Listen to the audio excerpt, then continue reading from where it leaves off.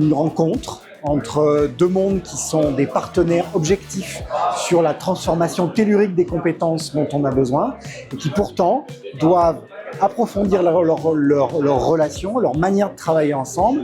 On a touché du doigt certaines des incompréhensions sur la conception au temps, sur la vision de ces relations entreprise-éducation, mais je crois qu'on est arrivé aussi à un point de convergence sur l'urgence, sur la nécessité de changer la manière de travailler, de changer l'échelle et de répondre à ces enjeux clés. Donc c'est une belle première soirée.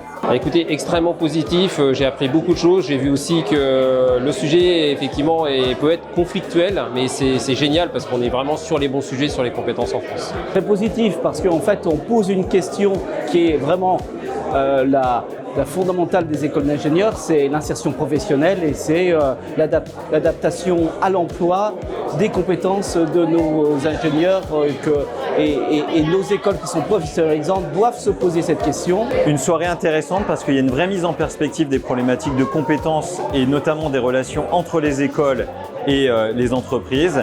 Et donc ça permet effectivement d'avoir des chiffres clés, des discussions, des débats et surtout d'être un lieu d'échange avec des entreprises et des acteurs de la formation. Constructif, même si on peut ne pas être d'accord effectivement sur les industriels, les scolaires, les filières, mais plutôt constructif et je pense qu'on a bien lancé les échanges. En fait, toutes les écoles d'ingénieurs ont des partenariats, toutes les écoles d'ingénieurs essayent de faire en sorte que les compétences soient le plus adaptées au marché de l'emploi, mais que finalement, on a une proximité avec l'entreprise, mais est-ce que l'entreprise a vraiment une proximité avec les écoles d'ingénieurs? Est-ce qu'elle veut vraiment s'investir à long terme avec les écoles d'ingénieurs pour pouvoir faire en sorte que les entreprises, les besoins soient réellement en lien avec leurs compétences? C'est une vraie question.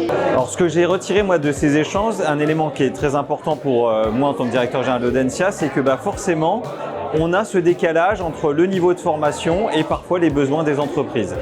On a une forme de massification notamment vers le bac plus 5.